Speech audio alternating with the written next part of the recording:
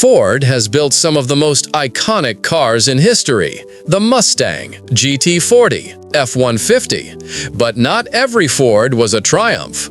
Over the decades, some models were disastrous, either due to mechanical failures, design flaws, or downright dangerous engineering. These cars not only disappointed owners, but in some cases caused accidents, recalls, and serious injuries.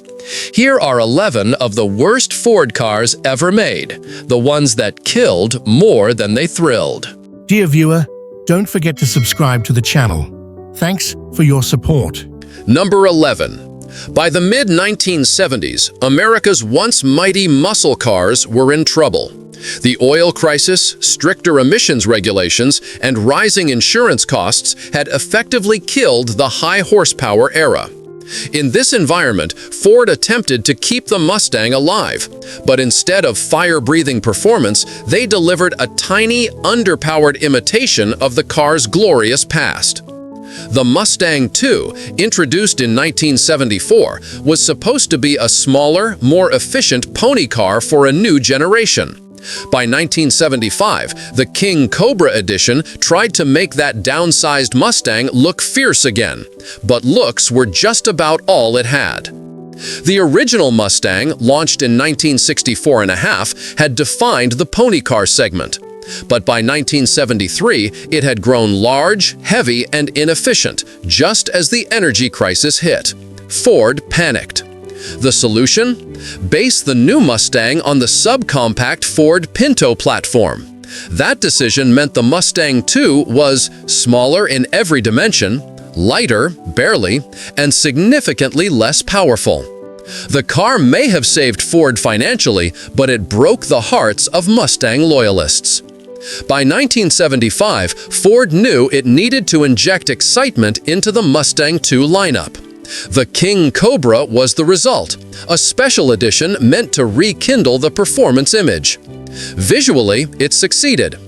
A massive hood snake decal, nearly the size of the hood itself, front air dam, rear spoiler, and fender flares, available in flashy paint schemes, bright orange, red, or black with gold accents, King Cobra lettering that screamed performance. It looked ready to pounce, but under that bold exterior was pure disappointment. Under the hood sat the 5.0-liter, 302 cubic inch V8, but emissions controls and smog equipment strangled it. Output? 139 horsepower and 250 pounds of torque. That might sound okay on paper, but the Mustang II King Cobra weighed over 3,000 pounds. The result? 0 to 60 miles per thousand around 9.5 to 10 seconds, slower than some four-cylinder imports. Quarter mile, about 17.5 seconds. Fuel economy, a modest 15 to 18 mpg. There was no manual transmission excitement either.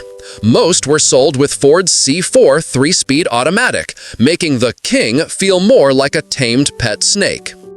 Inside, Ford focused on comfort rather than performance. Padded vinyl seats and flashy trim, optional T-top roofs for flair, gauges and controls borrowed from other Ford compacts. While better built than some 1970s Detroit interiors, the Mustang II still felt cramped, plastic-heavy, and cheap, especially compared to the original Mustang's sporty simplicity. The King Cobra was a marketing car, not a performance car. Ford's advertisements promised a bite of muscle nostalgia, but in reality, the King Cobra was all visual aggression with mechanical restraint. Enthusiasts derided it as the Pinto in a snake costume. Critics complained that the flashy decal was the most powerful thing about the car. It handled decently thanks to its compact size, but lacked the thrill that made Mustangs famous. It was overpriced for what it delivered. Even contemporary magazines gave lukewarm reviews, praising its style but admitting it had no performance credibility.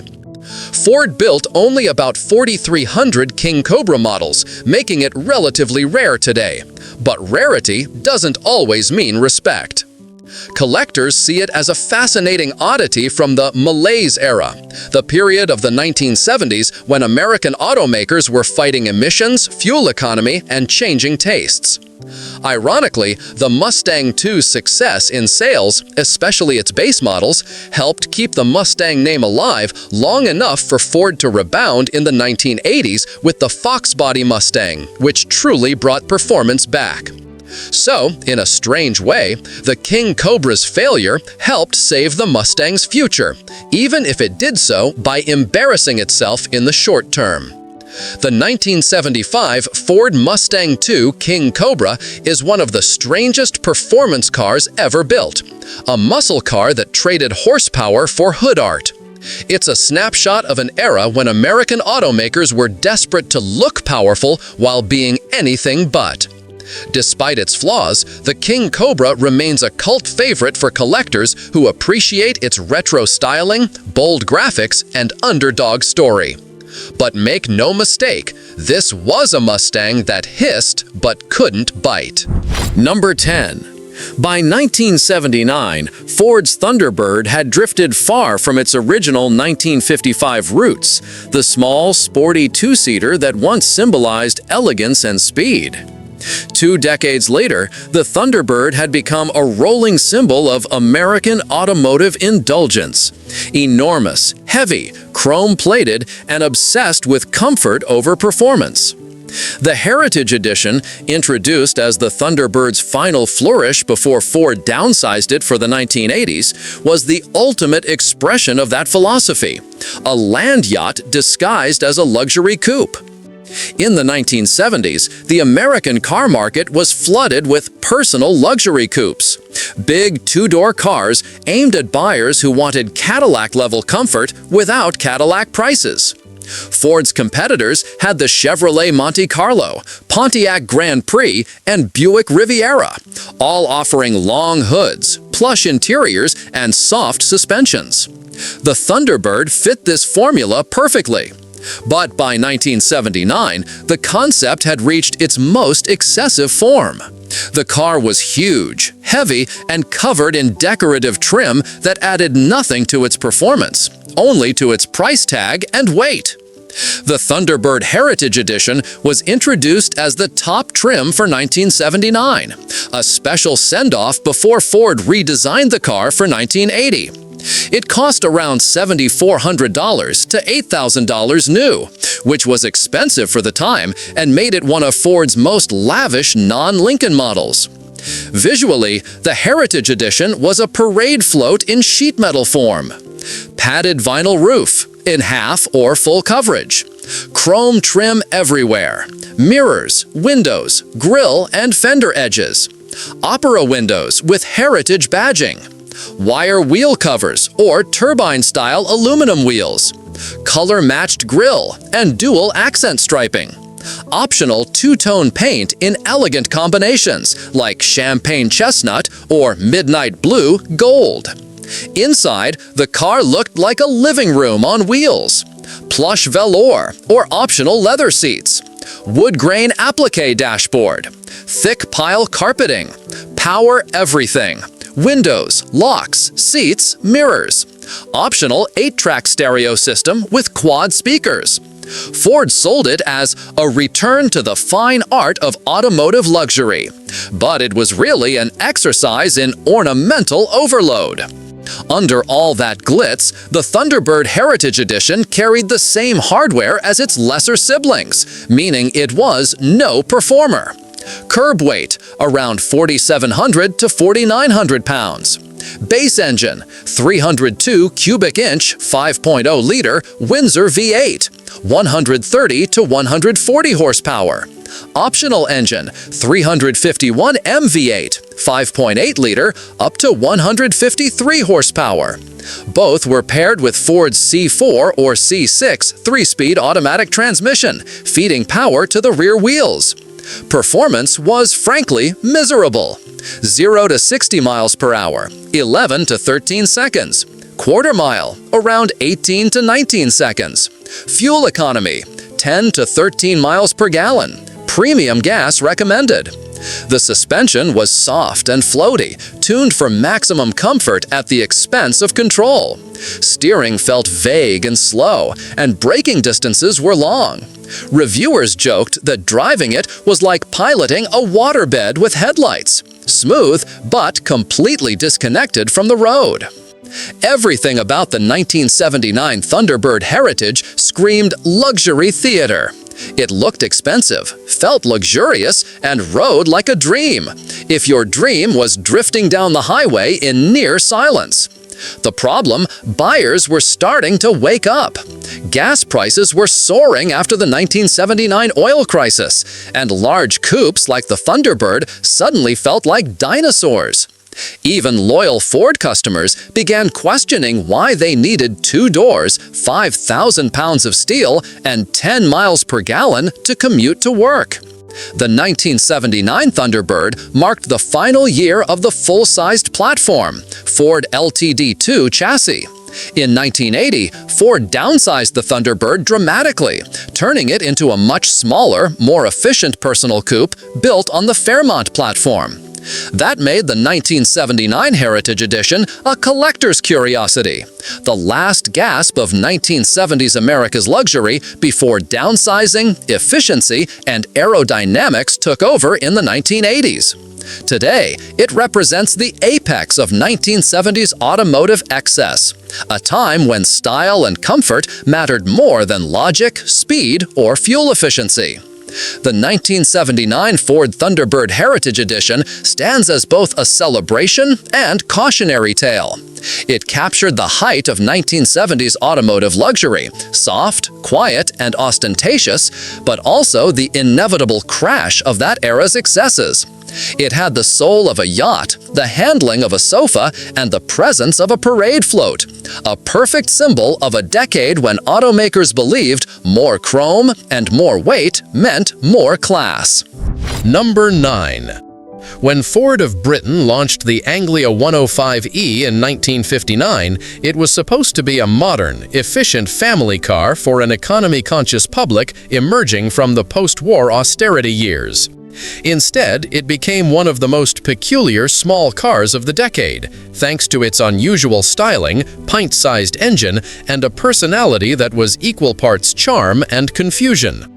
Today, most people remember it as the flying car in Harry Potter and the Chamber of Secrets, but back in its day, the Anglia 105e was famous for looking like it had been designed in reverse. The Anglia name dated back to the late 1930s, when Ford of Britain produced a simple, affordable, pre-war style saloon for working-class buyers. By the late 1950s, the old Anglia had become outdated and stodgy. The new 105e was meant to bring Ford into the modern age. The car was introduced in 1959, replacing the Anglia 100e, and was the first small Ford to feature a brand new overhead valve OHV engine, 4-speed gearbox, and a bold American-inspired design that made it stand out, though not necessarily in a good way. The Anglia 105e's styling was both daring and divisive. Ford's designers in Dagenham took heavy inspiration from Detroit's jet-age cars, but on a miniature scale. Key design features included reverse-raked rear window, slanted backward instead of forward, allegedly to keep rain off the glass and improve headroom. Tiny fins on the rear fenders. Pointed nose with a small chrome-framed grille. Two-tone paint options for an upscale look.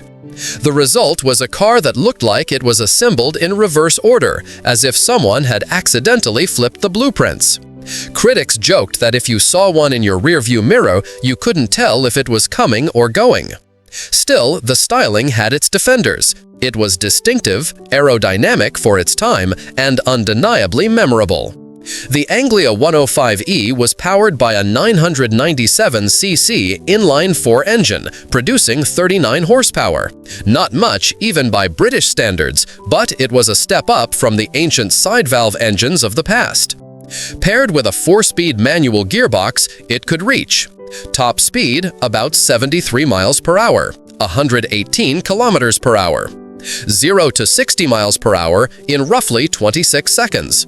Fuel economy was excellent, averaging 35 to 40 mpg, which made it popular with commuters and budget-conscious families. However, power was so limited that even with its lightweight body, around 1,600 pounds, the car struggled to climb steep hills or keep up with motorway traffic. Inside, the Anglia 105e was simple but functional. Vinyl-covered bench seats, metal dashboard with minimal gauges, sliding side windows instead of wind-down glass. Despite its small size, it offered decent room for 4 passengers, a key selling point at the time. The trunk was surprisingly large for such a compact car, though access was narrow. Still, this was a car of compromises. Cheap to run, easy to maintain, but Spartan to live with. Comfort came second to economy. In Britain, the Anglia was marketed as the new look in motoring, and it quickly caught attention for better or worse. Some buyers loved its futuristic American flair. Others thought it looked absurd. Yet, despite mixed reactions to its styling, the Anglia sold over 1.5 million units between 1959 and 1968, proving that practicality and affordability mattered more than aesthetics. It was especially popular with young first-time drivers, rural families, small businesses looking for cheap delivery cars, especially the Anglia van version. The Anglia 105e also spawned several derivatives, including Anglia Estate Wagon, Anglia Van Commercial, Anglia Super Deluxe trim with chrome and two-tone paint. When production ended in 1968, the Anglia 105e was replaced by the Ford Escort Mk1, which would go on to become one of Ford's most successful global models. But the Anglia's legacy endured, particularly after it appeared as the flying Ford Anglia in Harry Potter, cementing its place in pop culture as the quirky little car that could do the impossible. Collectors today admire it for its charm, simplicity, and unmistakable styling. Its unique silhouette, that backward-leaning rear window and small tail fins, makes it one of the most recognizable British cars ever built. The 1959 Ford Anglia was a mechanical mouse wearing an eagle's feathers. Small, humble, but dressed up to look like a transatlantic cruiser. It wasn't fast, it wasn't glamorous, and it wasn't powerful, but it was efficient, affordable, and unforgettable. With its backward window, whiny little engine, and unforgettable silhouette, it remains one of the most charming oddballs in British automotive history. Number 8. The 1957 Plymouth Fury. It was bold, bright, and brash, but beneath the gold trim and hype, it was also one of the most overrated machines of its time. Plymouth had long been Chrysler's bargain division, known for dependable but dull family cars. By the mid-1950s, Chevrolet and Ford had sportier models, the Bel Air and the Fairlane, stealing younger buyers. So Plymouth created the Fury to inject excitement into its lineup. The result was a limited edition coupe drenched in gold anodized trim, massive tail fins, and a flashy, futuristic dashboard. Plymouth marketed it as a car for the stylish, speed-loving driver who didn't want to pay Chrysler 300 money. It was the company's way of saying, we can be fast and glamorous too. Visually, the 1957 Fury screamed for attention. Its tail fins were among the tallest of the decade, shooting skyward like rocket stabilizers. The body was low and wide, exaggerated by endless chrome strips. Every inch of the Fury was about drama. Two-tone paint, a glitzy gold grille, and even interior details that looked straight out of a sci-fi film. But it came at a cost. All that flash disguised some serious build quality issues. The forward-look design by Virgil Exner looked sensational in ads, but in reality, the cars rusted almost as fast as they were sold. Poor paint protection, thin sheet metal, and rushed production made the Fury's beauty fleeting. Under the hood sat Plymouth's 318 cubic inch V8, producing 290 horsepower when equipped with dual 4-barrel carburetors, decent for the time on paper. Plymouth bragged that the Fury could hit 60 miles per hour in about 8 seconds. But here's the catch. Despite the big V8, the car's handling and braking were laughable. With heavy steering, weak drum brakes, and a floaty suspension, the Fury wasn't a sports car. It was a flashy boulevard cruiser pretending to be one. The car's performance felt clumsy, especially compared to the Chevrolet Corvette or Chrysler 300C of the same era. Drivers quickly realized the Fury's problem. It looked fast, but didn't feel fast. The suspension was tuned for comfort, not control. Cornering felt like piloting a boat through a storm, and the bias-ply tires of the time did nothing to help its grip. Even at highway speeds, the Fury wandered and leaned dramatically. The steering required constant correction, and braking distances were long and uncertain. In short, it was a performance car that was terrifying to drive anywhere near its advertised limits. The 1957 model year was infamous across Chrysler's lineup for terrible reliability and rushed assembly. Chrysler's new forward-look cars had beautiful designs, but their mechanical and structural quality was among the worst in Detroit. Owners complained of paint peeling within months, electrical systems shorting out, and door panels coming loose. Dealers struggled to keep up with warranty claims. Many 1957 Furies didn't survive long enough to become classics. They simply fell apart or rusted beyond repair. Ironically, the Fury is best remembered today not for its performance, but for its sinister second life in popular culture. Stephen King's Christine immortalized the car as a killer, haunted Plymouth that took revenge on anyone who crossed it. The movie gave the Fury a cult following, a bit of poetic justice for a car once mocked as all flash and no substance. The 1957 Fury represents everything both wonderful and ridiculous about 1950s American automotive design. It was ambitious, bold, and striking, but also impractical, fragile, and overhyped. It tried to compete with real performance cars, but ended up as a rolling symbol of excess. The kind of car you admire from the curb, but dread to actually drive. The 1957 Fury wasn't a terrible car in the sense of being unlovable, it was just misguided. It was a victim of its era, when style mattered more than engineering, and performance was often just a sales slogan. So when we look at the Fury today, those wild fins, the gold trim, that overdone bravado, we see a perfect time capsule of 1950s America. Beautiful, loud, overconfident, and ultimately not built to last. Number 7. The 1970 Buick Skyhawk, a car that promised sportiness but delivered little more than confusion. By the late 60s, Buick had a clear image. It built big, comfortable cars for middle-aged professionals. But as younger buyers flocked to Mustangs, Camaros, and Dusters, GM wanted Buick to get hip. So Buick borrowed from its corporate cousins at Chevrolet and Oldsmobile to produce a sporty compact coupe. The problem? Buick didn't actually have a small sports platform of its own. Instead, what emerged as the Skyhawk was a badge-engineered version of a GM subcompact platform, a car that was supposed to compete with imports like the Datsun 240Z or Toyota Celica. On paper, it was meant to be nimble, light, and fun. In reality, it was none of those things. The 1970 Buick Skyhawk looked the part: sleek fastback lines, a long hood, a short rear deck, and the promise of performance.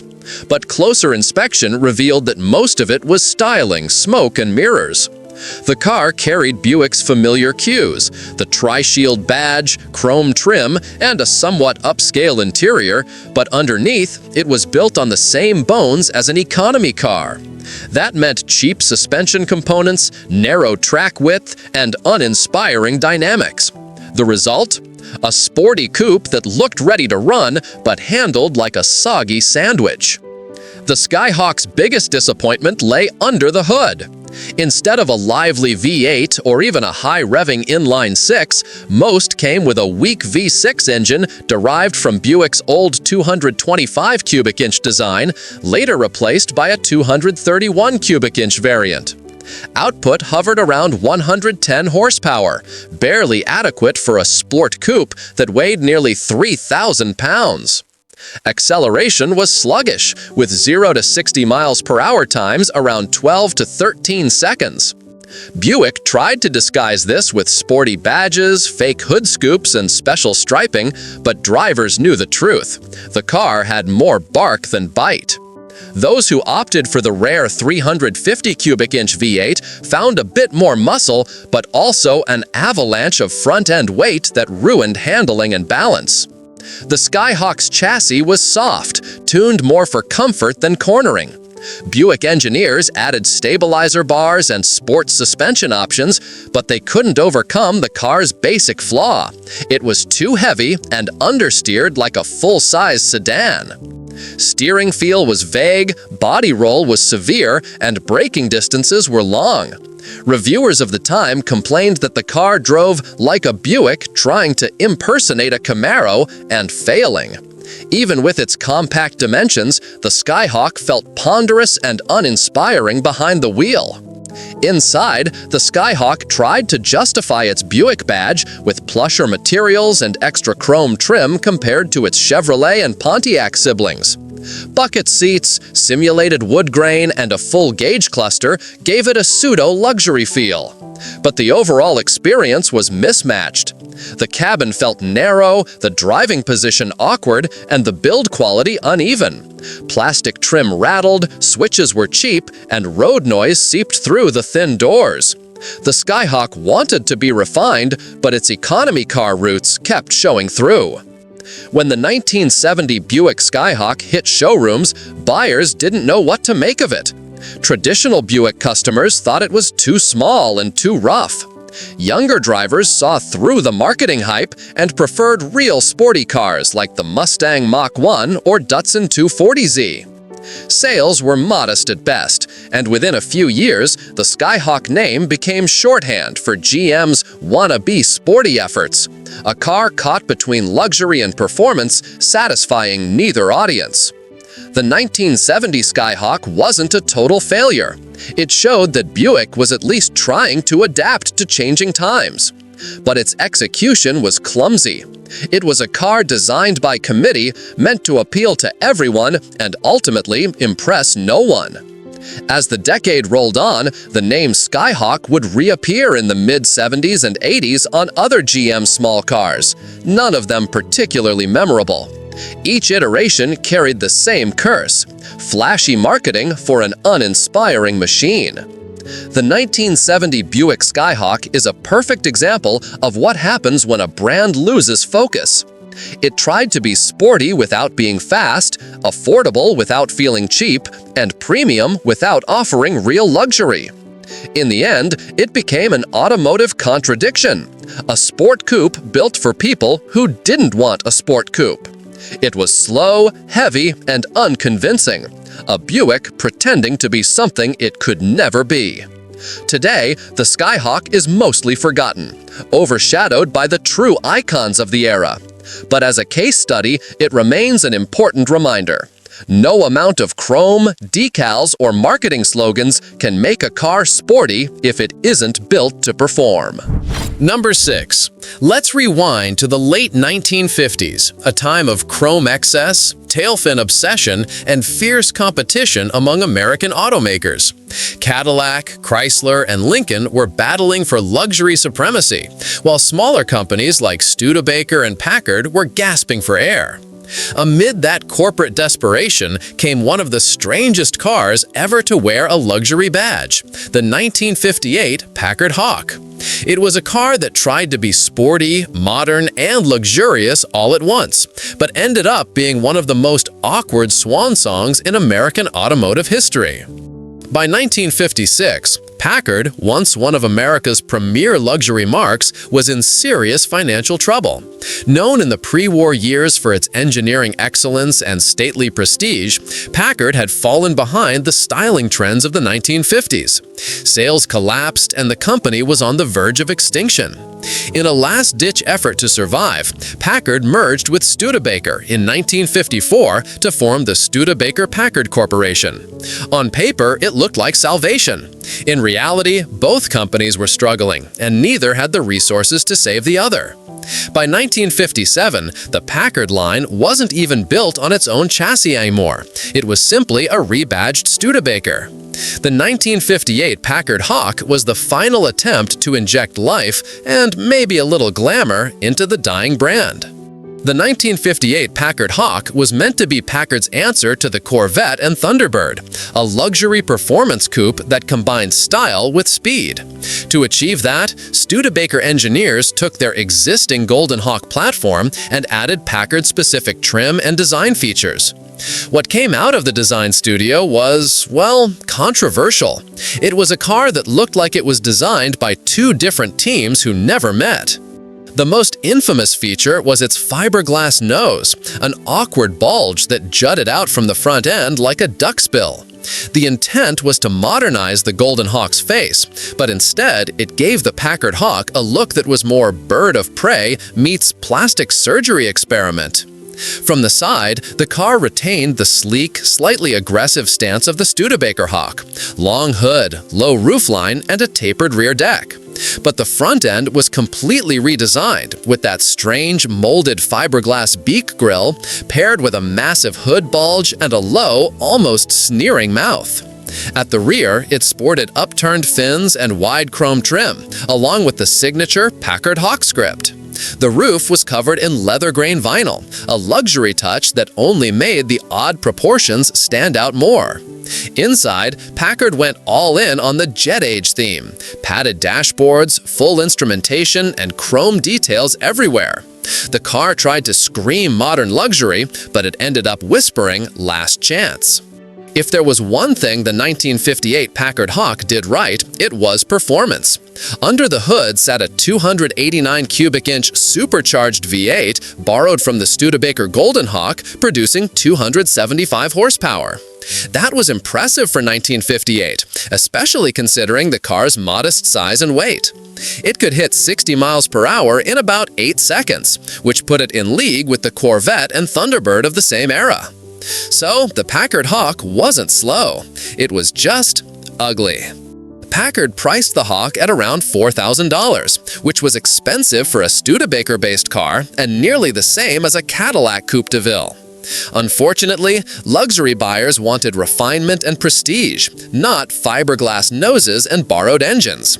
Even worse, by 1958, the Packard name itself had lost its luster. The once proud brand was now seen as a relic, and this strange, desperate hybrid only confirmed that Packard's glory days were over. Production numbers tell the story. Only 580 units were built. It was, effectively, the last gasp of the Packard name before the brand vanished entirely in 1959. Behind the wheel, the Packard Hawk actually performed decently. Thanks to the supercharged engine and relatively light body, it had good acceleration and handled better than most full-sized American cars of the time. However, the build quality was inconsistent, the ride was harsh for a luxury car, and the car's styling drew laughs instead of admiration. In short, it was a vehicle with performance credibility trapped in a body that no one wanted to be seen in. When the 1958 Packard Hawk debuted, critics and consumers were puzzled. The front-end styling was immediately divisive. Even Packard loyalists found it odd or repulsive.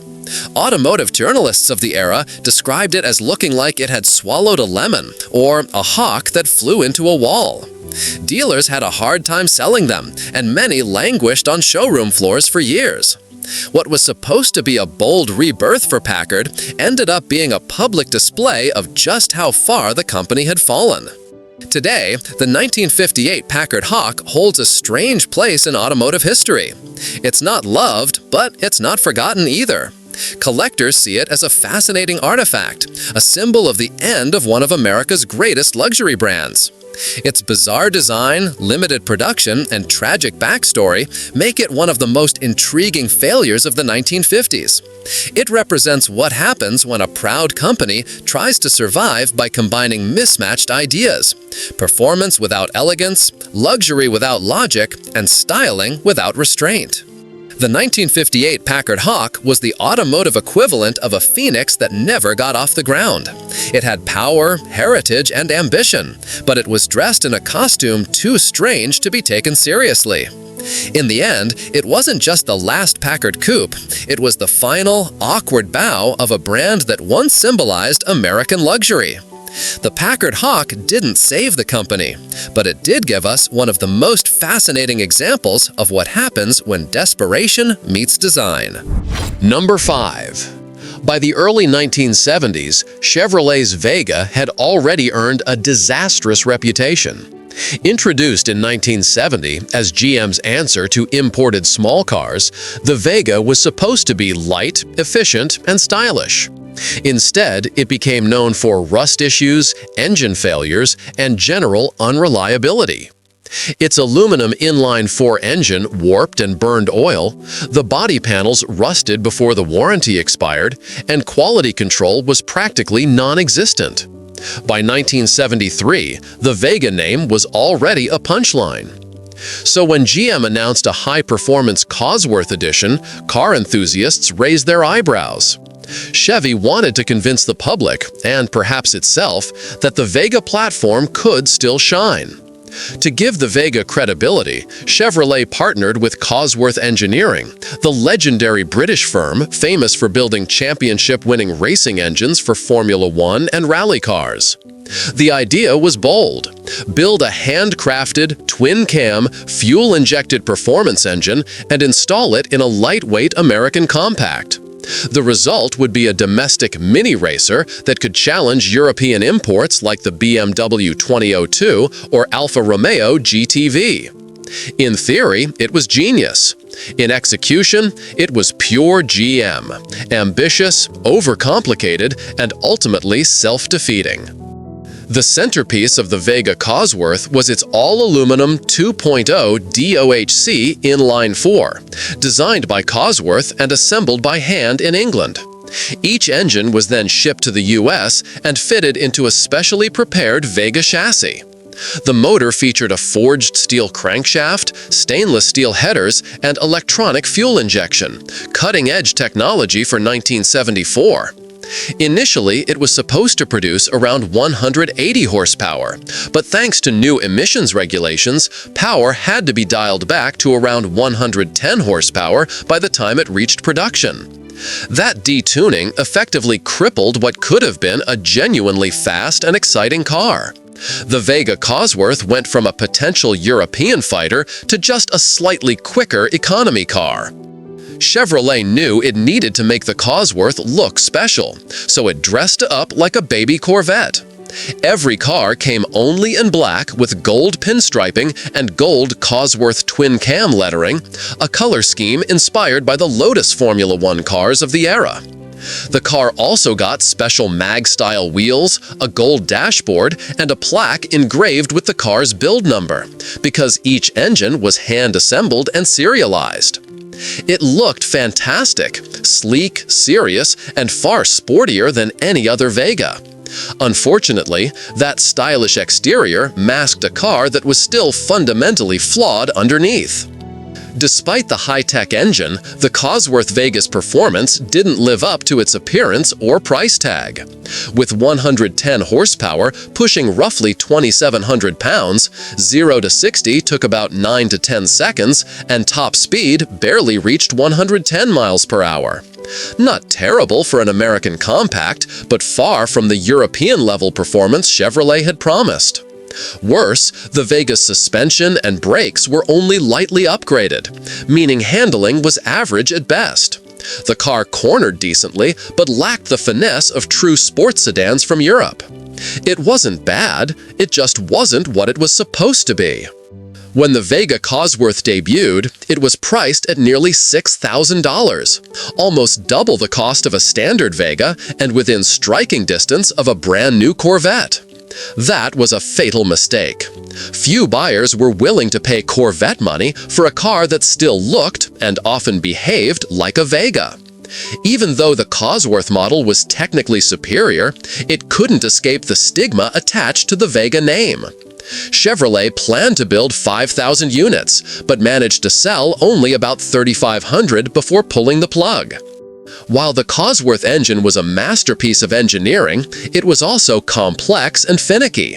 The fuel injection system was cutting-edge but temperamental, and finding mechanics who could service it properly was a nightmare in 1974. Even worse, the Vega chassis still suffered from the same old problems: rust, rattles, and fragile build quality. Owners found that no matter how special the engine was, the rest of the car felt like a reminder of GM's cost-cutting past. The result was a car that demanded precision care but delivered everyday headaches. Today, the 1974 through 1976 Cosworth Vega, it ran slightly beyond 1974, is remembered as one of GM's most tragic what-if cars. The idea was brilliant: a small, sporty, fuel-injected American coupe designed with help from a British racing firm, but it was built on the worst possible foundation. If Chevrolet had paired the Cosworth engine with a better chassis, or launched the car under a new name instead of the cursed Vega badge, it might have been a classic. Instead, it became an expensive curiosity. Collectors today appreciate the car's rarity, engineering, and unique backstory. But for most enthusiasts, it remains a symbol of GM's 1970s confusion. A company that could build genius engines, but couldn't stop sabotaging its own products. The 1974 Chevrolet Vega Cosworth was meant to be the Vega's redemption, proof that GM could blend performance and technology. Instead, it became a tragic epilogue to one of the company's most embarrassing chapters. It had the heart of a racer, but the body of a rust bucket. It was fast enough to intrigue enthusiasts, but not enough to justify its price. It was over-engineered where it didn't matter, and underbuilt where it did. In short, it was a Corvette-priced Vega, and no amount of gold pinstriping could make that combination make sense. Number 4. The Toronado name had been around since 1966, famously introducing front-wheel drive to the American luxury market. By 1980, Oldsmobile was trying to keep the Toronado relevant in a changing market where gas prices were rising and buyers wanted both style and novelty. Enter the XSR, Experimental Sports Roof. Oldsmobile's idea was to give its front-wheel drive luxury coupe a motorized T-top roof system, allowing the driver to enjoy an open-air experience with the push of a button. It was an innovative, futuristic concept, exactly the kind of high-tech luxury feature the early 80s were known for. The 1980 Toronado XSR was unmistakably a Toronado. Long hood, low-slung body, wide stance. Its styling was clean, with squared-off edges typical of early 80s American luxury cars. And the T-top panels added a sporty, almost exotic flair. Under the skin, however, the XSR was extremely heavy, tipping the scales at around 4,400 pounds. This made the car less nimble and more demanding on its drivetrain. The added mechanical complexity of the motorized T-top system only compounded the weight problem. Visually, the XSR looked futuristic, the kind of car that could appear in a sci-fi movie. But it also hinted at its own impracticality. Here's where the XSR really shines and struggles: the T-top. Oldsmobile designed motorized panels that retracted automatically, a step above traditional removable T-tops that required manual lifting and stowing. In theory, this was brilliant. Push a button, watch the roof panels disappear into storage compartments. Enjoy open-air driving without effort. In practice, not so much. The system was overly complex, with dozens of motors, gears, and switches. Panels frequently jammed or misaligned, leaving the roof stuck halfway. Repairs were expensive and specialized, not something your average Oldsmobile dealer was prepared to handle.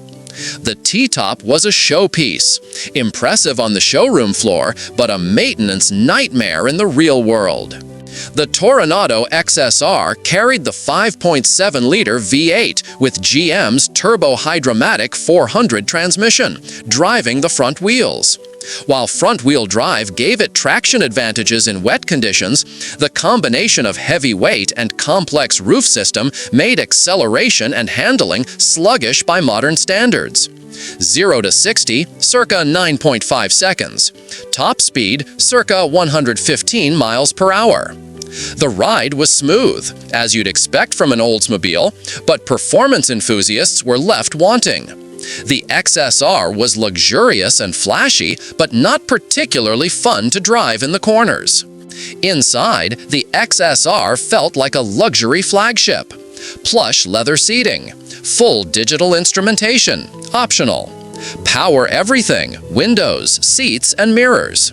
The T-top storage mechanism intruded into cabin space slightly, but overall, the car remained roomy for 2 passengers and occasional rear seat occupants.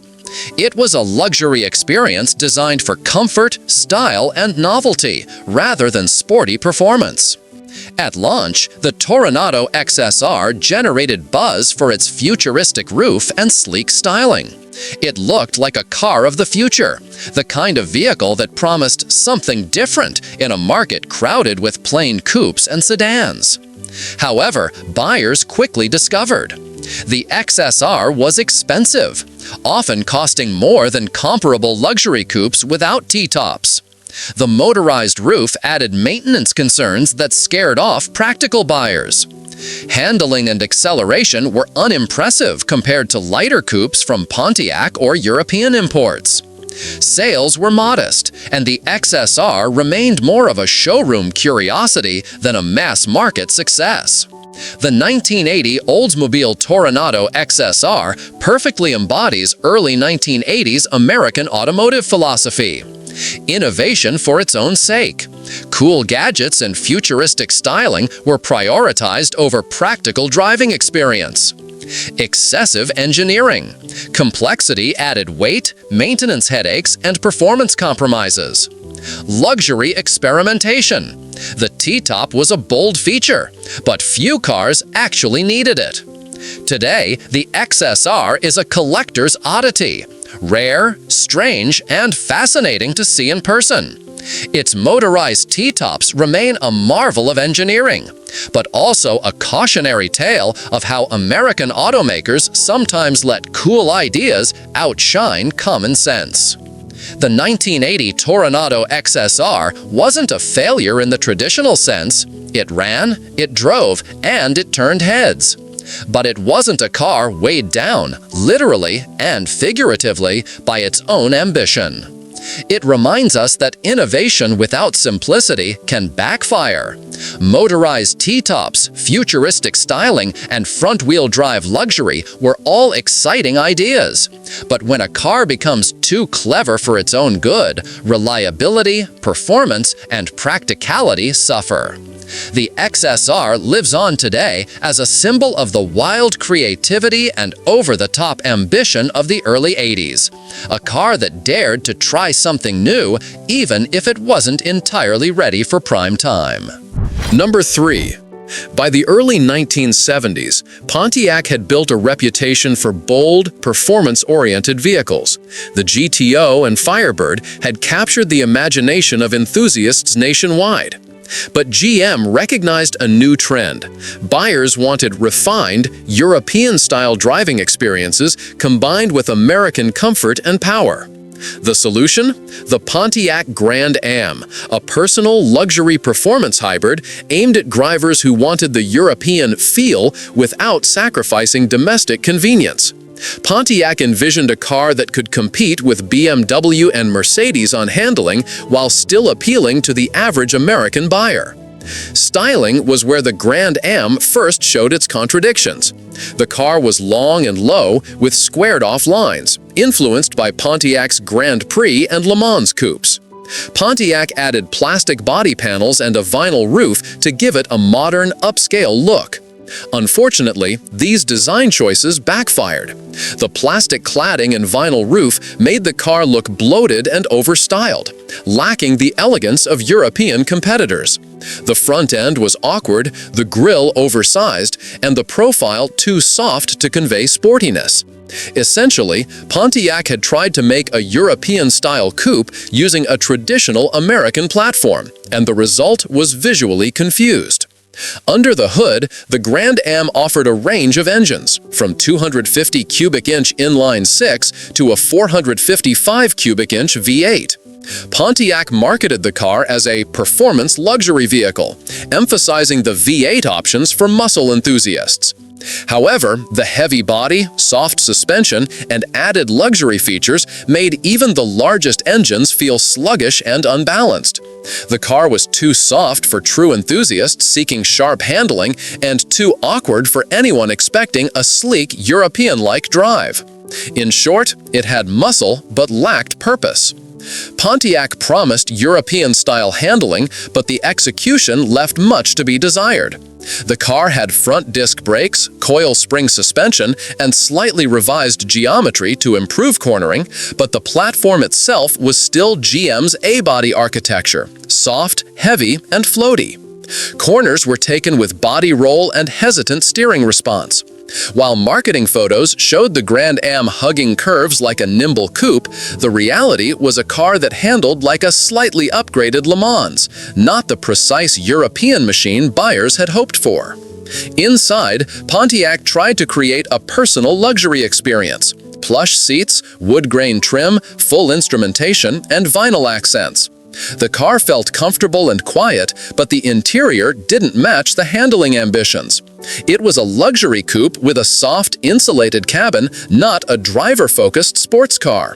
For enthusiasts, it felt disconnected from the road. For traditional luxury buyers, the exterior styling and emphasis on performance looked mismatched. The 1974 Pontiac Grand Am entered the market at a time of rising gas prices and insurance rates, and its confusing identity didn't help. Buyers who wanted European-style driving opted for imports like BMW or Datsun. Muscle car fans stuck with the GTO or Firebird. Sales were modest. Reviewers criticized its plasticky styling, soft suspension, and awkward proportions. Pontiac had tried to appeal to everyone, but in doing so, it satisfied no one. The Grand Am nameplate would continue for decades, eventually shedding the 1970s personal luxury ambitions for a more mainstream compact platform in the 1980s. But the 1974 Grand Am remains a cautionary tale. Ambition without focus leads to confusion. Styling alone cannot compensate for flawed fundamentals. European handling can't be faked with suspension tweaks on a soft, heavy American chassis.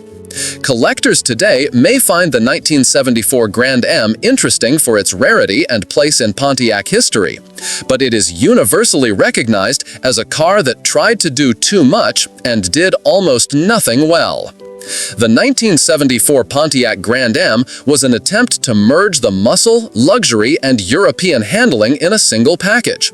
It looked ambitious on paper, but in reality, it was too soft for sports enthusiasts, too awkward for luxury buyers, and too plastic-clad for anyone's taste.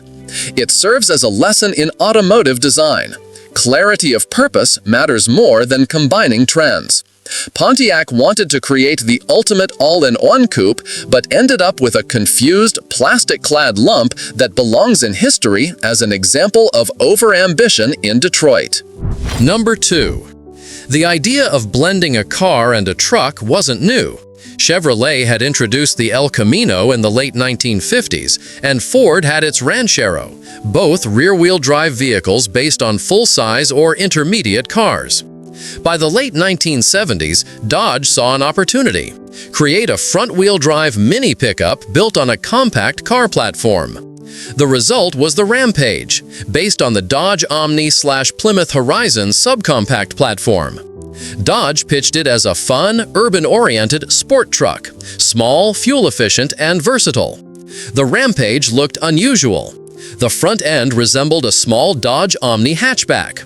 The rear featured a modest pickup bed with low sides. It had a cab-over design aesthetic, blending car and truck cues. It was practical only in the sense that it could carry small loads, groceries, a lawnmower, maybe a couple of small boxes. But visually, the Rampage didn't convey strength or capability.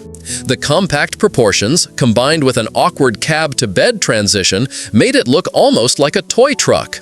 Here's where the Rampage truly struggled. Unlike traditional trucks, the Rampage was front-wheel drive, carrying a 2.2-liter inline-4 engine producing only about 84 horsepower. Performance was mediocre. 0 to 60 miles per hour, circa 13 to 14 seconds. Top speed, circa 95 miles per hour. The front-wheel drive layout made hauling even light loads tricky. Heavy cargo in the bed could reduce traction on the drive wheels, making acceleration and cornering awkward. It was marketed as a sporty utility vehicle, but it was neither sporty nor capable as a truck. The Rampage's bed was small, measuring roughly 41 inches long and 50 inches wide. Maximum payload was about 1,100 pounds, less than a typical compact pickup like the Toyota Hilux or even a full-size El Camino. This meant the Rampage could handle only the lightest loads, not exactly ideal for DIYers, landscapers, or anyone seeking real utility. In practice, most buyers treated it as a novelty car with a bed rather than a true truck. Inside, the Rampage was essentially a Dodge Omni. Simple cloth seats, basic instrumentation, minimal storage. It had a small two-person cab, and there was very little comfort or luxury. For a 1980s urban buyer, the car-like interior was adequate, but it further emphasized the mismatch between expectation, truck, and reality, compact economy car. The Rampage confused buyers. Truck buyers wanted rear-wheel drive strength and towing capability, which the Rampage lacked. Car buyers didn't want a pickup bed. They wanted comfort, style, or sportiness. Sales were modest. Dodge sold about 32,000 units over its 4-year production run, 1982 to 1984. Respectable for a niche product, but hardly a success story. Most owners bought it for novelty or economy rather than performance or hauling. The Dodge Rampage is remembered today as a quirky, small-scale attempt at a car-truck hybrid. It foreshadowed later trends in small, urban-friendly pickups and crossover vehicles, but it was hampered by front-wheel drive limitations, underpowered engine, tiny cargo capacity, awkward styling. Collectors see it as an oddity, a car that tried to be a truck but failed at both. It also highlights the experimentation of American automakers during the early 1980s, when fuel economy, regulation, and consumer confusion forced strange compromises. The 1982 Dodge Rampage was ambitious in concept, a small, urban-friendly pickup with car-like efficiency. But ambition couldn't overcome its design flaws: weak engine, front-wheel drive limitations, tiny bed, and awkward styling. It was a sport truck that couldn't haul, a compact car that couldn't thrill, and a novelty that failed to find a clear audience. In the end, the Rampage is a perfect example of an American automaker trying too hard to innovate on a compromised platform, producing a vehicle that was memorable, just not for the right reasons.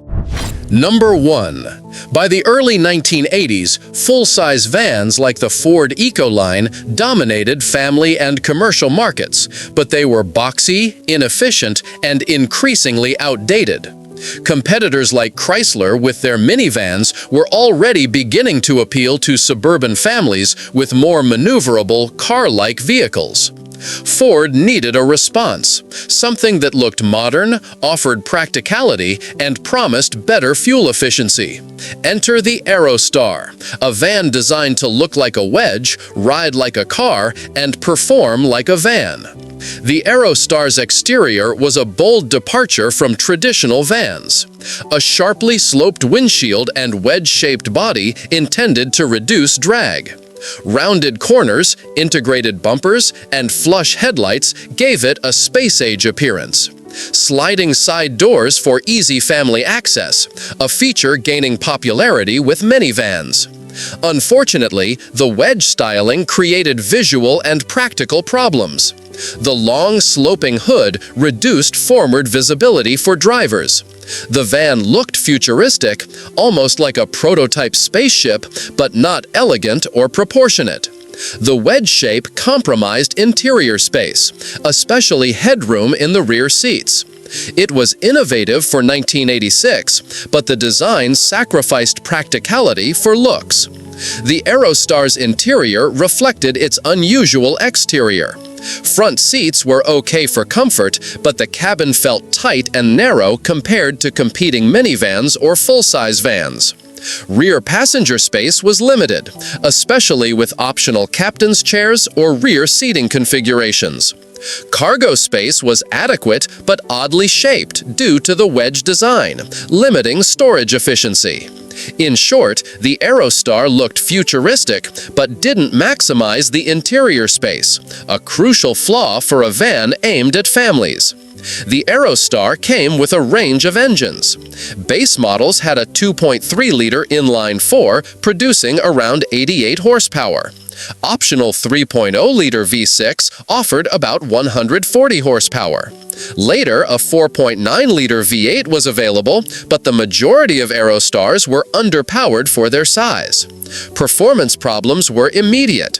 Front-heavy design caused nosedive during braking. Acceleration was sluggish, especially with passengers or cargo. Handling was better than traditional vans due to independent front suspension, but still heavy and unrefined.